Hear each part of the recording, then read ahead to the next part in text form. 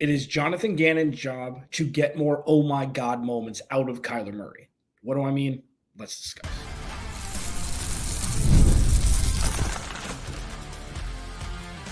You are Locked On Cardinals, your daily Arizona Cardinals podcast. Part of the Locked On Podcast Network, your team every day. Cardinals Alex Clancy here. Follow me on Twitter, Clancy's Corner _. Follow the podcast at Locked On AZ Cards. Thank you for making Locked On Cardinals your first listen free wherever you get your podcast and on YouTube. Part of the Locked On Podcast Network, your team every day. Been in sports radio in Phoenix since 2011. This is my 8th season hosting this damn podcast. And I'll tell you what, this past weekend may have been the most fulfilling game that I got to, ramp up to and then obviously discuss after what we witnessed in the 41-10 win over the Los Angeles Rams. Today's episode of Locked On Cardinals is brought to you by FanDuel. Now through September 22nd, all FanDuel customers can bet $5 and get a 3-week free trial of NFL Sunday Ticket from YouTube and YouTube TV. Visit FanDuel.com to get started. So here's the thing. Pro Football Focus, Cardinals abound. Their Pro Football Focus All-PFF Week 2 team, 4 Cardinals on that team. I'll discuss in the third segment. Second segment, you're going to get some praise about Kyler Murray, and then you know me, the voice of reason, we're going to have a little caution talk, okay? Because the excitement is still there, and starting like tomorrow, that's going to be a thing of the past. Because what the Cardinals have waiting for them at State Farm Stadium on Sunday is a team that made the NFC Championship game last year, has one of the best defenses in football, has one of the most potent offenses in football, even though they didn't show it last week against Tampa Bay. But the Detroit Lions are ready. They're an adult football team, and they're probably a year and a half ahead of the Cardinals in the Cardinals must follow the Detroit Lions mold, authored by Alexander Michael Clancy that I started talking about 2 years ago. Not yet, though. Praise time, okay? But this is a segment that I've been waiting for. This is a segment I've been waiting to do since Jonathan Gannon got hired last season. And we had to wait a whole bunch of games for Kyler Murray to come back, and then it's not really the same because you're in the middle of the season. It's a losing season. You got no talent. You can't really see it. One of the knocks, and this, I promised that I would not talk about the last regime as pertaining to the roster construction ever again. And I will hold to that because they're no longer part of the plot. But for comparison purposes regarding Kyler Murray specifically, so there's your loophole. I've said since 2019, and everydayers, you'll know this. Ed Romero, you get your shout out. You'll know this. Kyler Murray won despite of Cliff Kingsbury, in my opinion. And if you watch the Washington game this past week, just a little aside, 4th and 1 from the 6-yard line, timeout, false start, field goal. 1st and goal from the 6, different, a different series. Timeout, false start, ended up with a field goal. Just saying. The oh my God moments that we've seen from Kyler Murray up until he got hurt at the, in the middle of the 2022 season were developed by him specifically. That was his instinct as an elite football player, an elite athlete, elite talent, elite mind to just make things happen when everything breaks down. Okay. That was him. I don't give Cliff Kingsbury any credit for that. Now, the segment that I've wanted to do forever is the difference between what we saw from 2019 to 2022 and what we see with Patrick Mahomes. I'm not comparing Patrick Mahomes and Kyler Murray. What we saw from Josh Allen with Brian Dable. I'm not comparing Josh Allen to Kyler Murray. What yields more oh my God moments is coaching. And it doesn't have to be coming from Drew Petzing. It's more than just play calling. It's more than just giving freedom, whether it be at the line, checking, or whatever it is, or Kyler Murray and his ability to, just tiptoe his way around big, large men that are coming to eat him. It's a culture It's a trust, and it's something that needs to be built. And this is the first time that we're seeing, after the hard reset, Kyler Murray and Jonathan Gannon have an entire offseason together with a group of weapons, an improved offensive line, and a good play caller in Drew Petzing. So, why I'm doing this now is, on the heels of the best performance we've ever seen from Kyler Murray, sure, albeit against an extremely hobbled Rams team, doesn't matter. The way to see more of those, and it doesn't have to be 158.3, okay? It doesn't have to be 41-10 win. It could be a fourth quarter comeback after playing terribly for the majority of the game. It looks very different in very different forms. Jonathan Gannon's chief job as head coach of the Arizona Cardinals from now on is to provide a situation where Kyler Murray can absolutely thrive. The rest falls into place. And a lot of it is going to be on Nick Rallis and Drew Petzing anyways. This is, the CEO. Like, Jonathan Gannon's not a CEO head coach. He's a lot closer to DeMeco Ryans than he is to Dan Campbell. Even though Dan Campbell played in the NFL, DeMeco Ryans played in the NFL, and Jonathan Gannon didn't. Doesn't matter.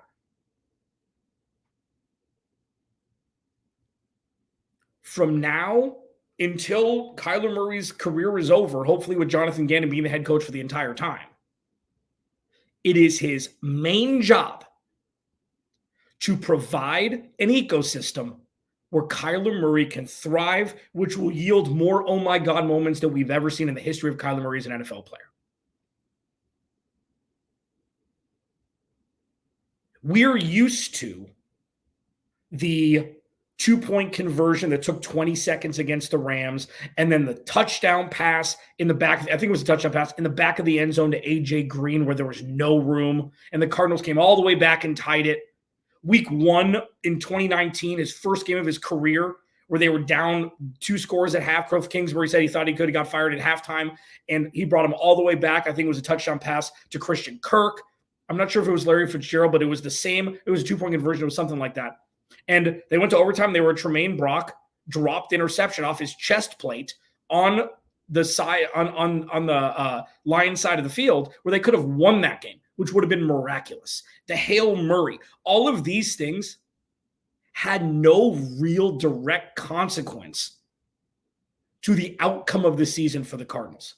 They were one-offs. And yeah, Kyler Murray's been special. Like week 1 of 2021 in Tennessee with the Rondale Moore throw, the same exact thing that happened with him and Marvin Harrison Jr. down that sideline against the Rams. These aren't coached things, but these are things that breed bountifully when the right system, foundation, culture, ecosystem is in place.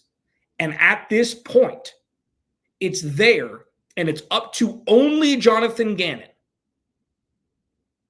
to be able to continue building, strengthening everything that he's built already in an effort to make Kyler Murray the best Kyler Murray we've ever seen. Locked On Cardinals, your team every day. Let's praise Kyler Murray a little bit. Let's do it. It's the last day. Then we got to talk about the Rams or the Lions tomorrow a bit. Locked On Cardinals, yours every day. Damn it. Today's episode is brought to you by LinkedIn. When you're hiring for your small business, you want to find quality professionals that are right for the role. That's why you have to check out LinkedIn Jobs. LinkedIn Jobs has the tools to help you find the right professionals for your team faster and for free. And LinkedIn isn't just a job board, man. LinkedIn helps you hire professionals you can't find anywhere else, even those who aren't actively looking for a job, but might be open to the perfect role. In a given month, over 70% of LinkedIn users don't visit other job sites.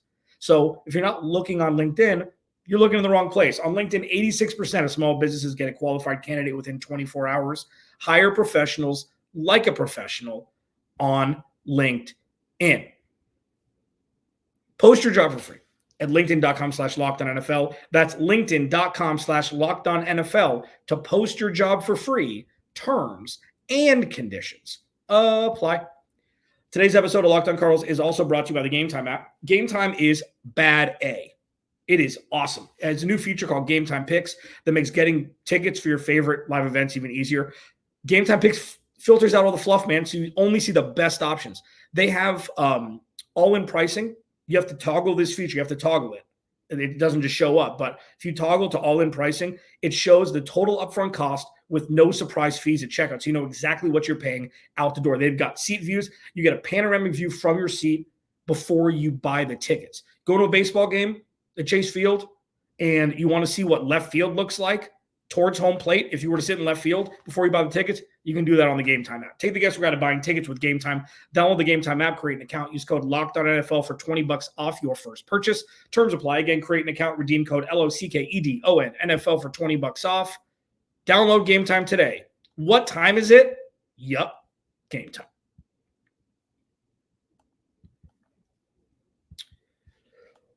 Kyler Murray's jersey will be, well, it's already on the way.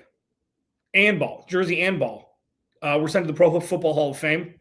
Second player in NFL history with 250-plus passing yards, 50-plus rushing yards, and a perfect 158.3 passer rating in the same game. That's from Mark Dalton with the Cardinals, those stats. We saw what we were seeing in 2021. But he's aging like fine wine.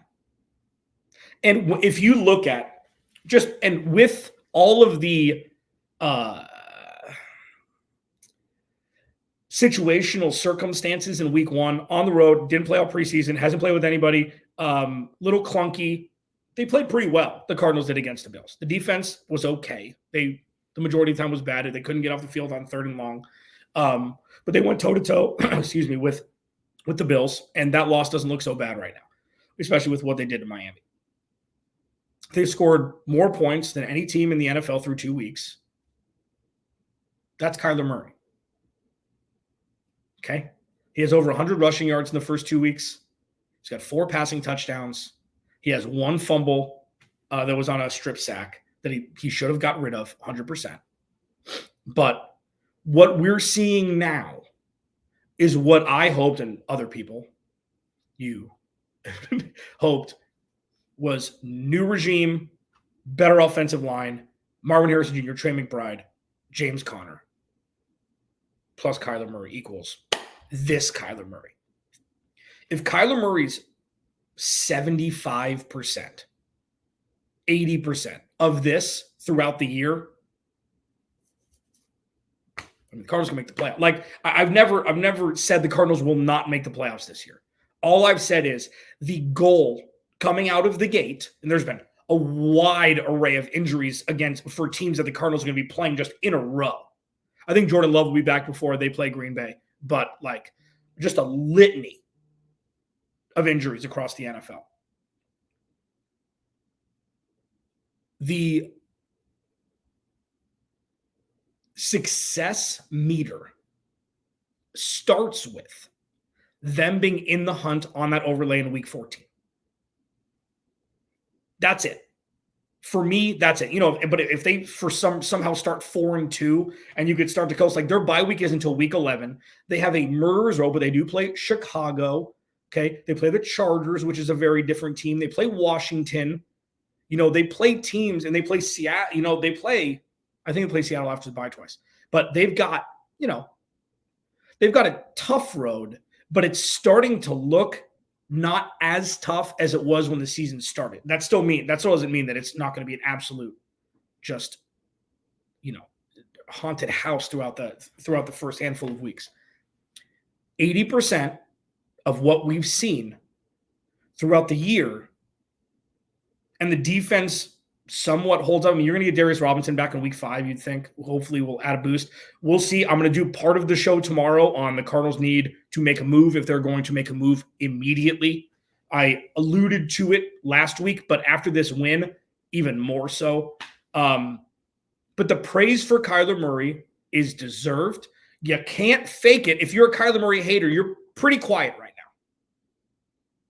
A lot of the negative comments. Somebody commented on YouTube, where are all the hater comments that we see every day? It's true. It's interesting. They just Kaiser Sose. I'm not making a bigger deal out of this win than it's one win. And we saw proof of concept. Jonathan Gannon, Kyler Murray, this offense. We saw the proof of concept when everybody's healthy. And it's pretty good. Now, the other side. Is it sustainable? This is one thing that people don't want to discuss yet. You know that I have uncomfortable conversations with you early because I treat you like adults. And I don't think that just blowing smoke and sugarcoating everything and saying the playoffs are going to happen for sure and MVP and, it's just relax. I wouldn't be doing my job if I spouted those things, period. I think I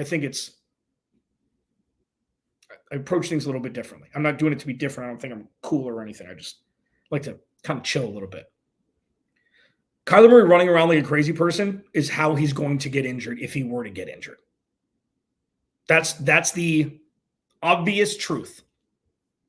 And that is something that if Kyler Murray misses time, because they didn't add Ryan Tannehill, because they didn't add a backup quarterback, that is very bad. That craters the season. They can't afford to give up games. Like, say he were, and then knock on wood, say he were to miss like the Washington game or something, where it's like, this is supposed to be a win for the Cardinals, but it's not. Oh, no. They can't afford any missteps on offense, with him being the head of the snake, obviously. So the caution is, while it's fun to see him have Jared Verse in a blender and then throwing Isaiah Hudgens in the back of the end zone, it's just like it's serendipity. You don't want that. I'd rather him not run the ball as much as he is now. While I know with broken down plays and stuff, you take what the defense gives you. He's very good at sliding before getting hit. He's very good. He knows. He knows his body. He knows his size. He doesn't like getting hit. And yeah, he tore his ACL in open field on a plant. So it's not like he took a bad hit and then he was out for a long time. This time, keeping Kyler Murray safe is everything. And you can get lulled into this sense of security, like, you can get hurt on any play, so just let him go. And I get that.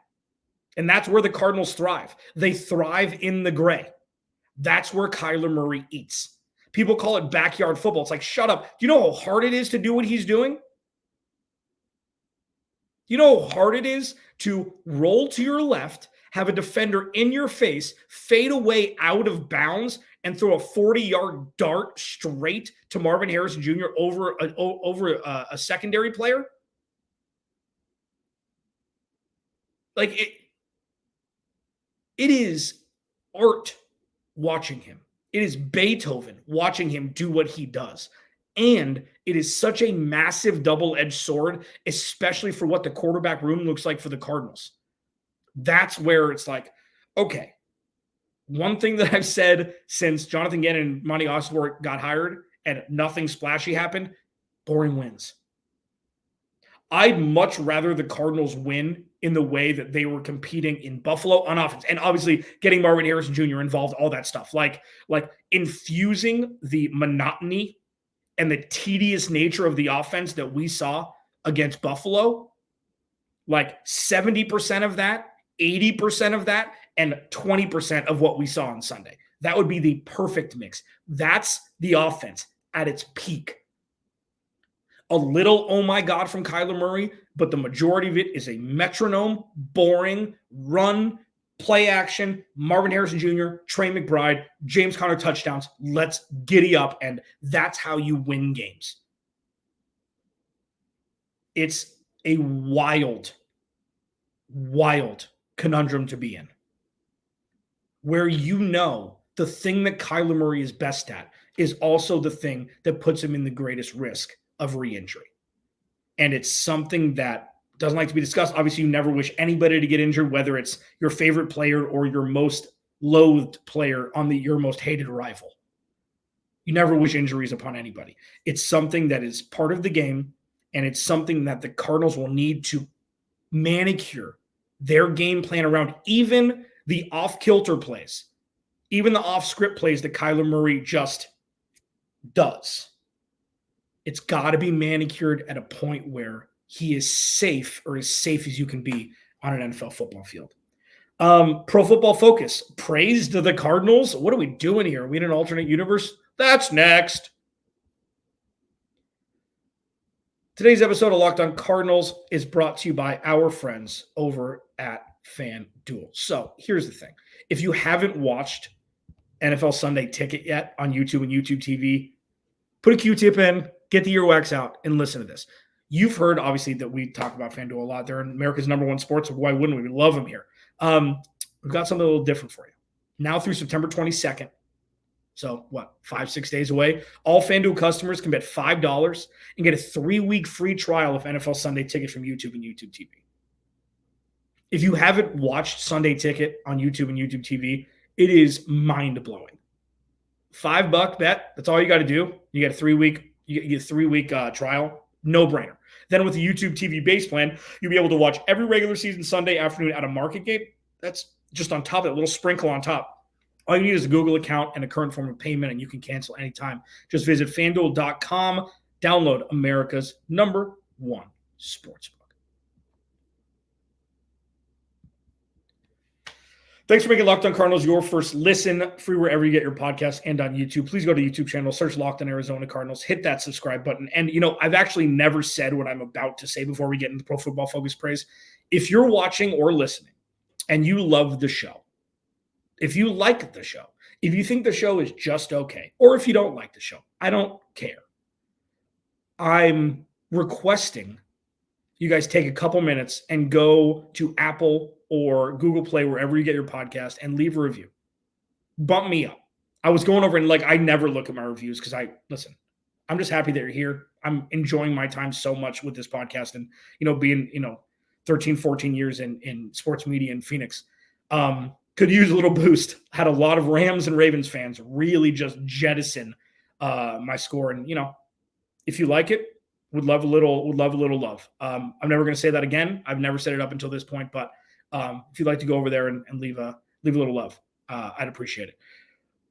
Pro Football Focus left a little love for the Cardinals and their All-PFF Week 2 team, 4 players. Kyler Murray, Marvin Harrison Jr., obviously. Trey McBride was kind of a surprise. He was very efficient.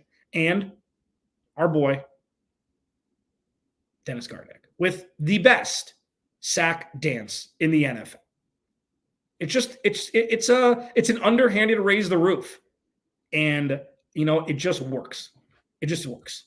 And it was something that it's just nice to see. It's nice to see. Kelvin Beachum had over an 80 pass block rating. Fantastic. Evan Brown was in the 70s.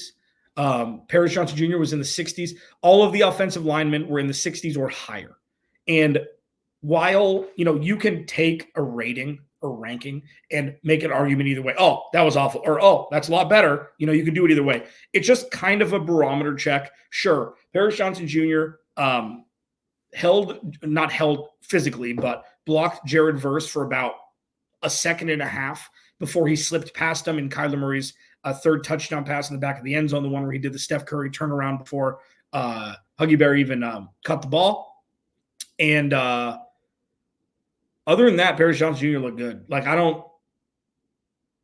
It's hard to block for somebody it's hard and easier to block for somebody like Kyler Murray, where he's going to be out of the pocket more than not. Obviously, he's fleet of foot. I mean, he's going to be on ice skates. He's going to have everybody else on ice skates in the backfield. And he did all right. Yalta Froholt, solid. The dude is, when Clancy's Corner Sr. knows the name of the center of the Arizona Cardinals, my pops is a huge fan of Yalta Froholt. This offensive line, Evan Brown looked good too. This offensive line is good enough at this point. Kelvin Beachum, I mentioned him in the beginning. Kelvin Beachum looked great. He looked great. All you need for him to be is B-. You need a B- offensive line, which is still eons better, at least over the last 2 seasons, than what Kyler Murray's ever experienced. The interior of the offensive line is rivaling the talent of the tackles, which is something that I never thought that I would say again. So when you look at the current state, you look at Pro Football Focus, everybody's getting the praise. Trey McBride had a great catch over 2 defenders on a perfectly thrown ball by Kyler Murray. Don't worry, fantasy football, if you have stock in Trey McBride, don't sell it. Go buy it. I still think he's going to end up at tight end 1. He or Brock Bowers at this point. I mean, Travis Kelce's fallen off a cliff. Sam Laporta. We're not seeing a whole lot. Mark Andrews. It's not great. Trey McBride is going to have the best opportunity to finish the tight end 1. He's just got to get in the end zone a handful of times, and he will. It's going to come. You're starting to see more of him. It was kind of forced in week 1. We didn't really know what the hell was going on. But all in all, Kyler Murray plus Marvin Harrison Jr. plus Trey McBride equals Yahtzee. Dennis Gardeck, 3 sacks is kind of an outlier. Zaven Collins, Chris Barnes, both had 1 as well. But if you have a guy who's a situational pass rusher who can get into the backfield, it's not even about the sacks. It's just about the pressures. It's how many times can you blow up a pocket? And again, they had 2 starting offensive linemen, the Rams did, and the Cardinals just took advantage of a team that an NFL team needed to take advantage of, irrespective of talent level or anything like that. That's what an NFL team is supposed to do to another NFL team with all those injuries. And the Cardinals did it. So what the Cardinals will do moving forward, and especially as we look towards Detroit, can be a very different ballgame. Maybe the best offensive line in football, Penny Sewell, etc. So as my, tease into tomorrow's show, we didn't find out a whole lot about in week 1. All we were looking for was a barometer check on the talent level on both sides of the ball, and if the Cardinals could go toe-to-toe with a perennial AFC fringe championship entry team in the Bills. And they did. They were up 17-3. They lost. It wasn't pretty. The end of the game wasn't great. Marvin Harrison Jr. was wide open, all that stuff. Blah, blah, blah, blah, blah. And then in week 2, the barometer check was, can they beat a team without any of their talent? And they did in convincing fashion. Now, their pass rush was healthy. So the Cardinals' ability to stop that the majority of the time and have Kyler Murray eat, beautiful thing. Next week, or Sunday, is going to be, can the Cardinals play a very, very tough smash mouth in the trenches game against a team that could put up a 50 burger on the Cardinals? Even though they, Tampa Bay held them at bay. Tampa Bay's got a much better defense than the Cardinals do this year. The Cardinals have a much better offense than Tampa Bay does. So it's going to be very interesting to see how they can protect Kyler Murray. If Kyler Murray can evade Aiden Hutchinson, who had a 5 burger in sacks this past weekend. And if the Cardinals can get a win at home, because listen, I'll leave you with this. If the Cardinals can find a way to win in week 3, the entirety of the landscape of the season changes. And I'm not saying that, they're going to make the playoffs because they start 2-1. That's not what I'm saying. It's going to be a reset of expectations, not to the point of one spectrum to the other or one pole to the other, but it's going to move significantly enough where there has to be a conversation. Just like when they started 7-0 and 10-2, the expectations changed mid-season. That was much more severe. It was the Wild West. We didn't know what we were experiencing because it was like out of Slumdog Millionaire. There was no reason why it should have been happening, even though it was. This is different. It's more methodical. But the barometer check is going to be, can the Cardinals beat a team that was in the NFC Championship game last year, that was a quarter or a half away from beating the 49ers, should have beat the 49ers, and have 18 months head start on roster building construction with the free agency through the draft on the Cardinals? That's going to be exciting. I'm going to start talking about that tomorrow.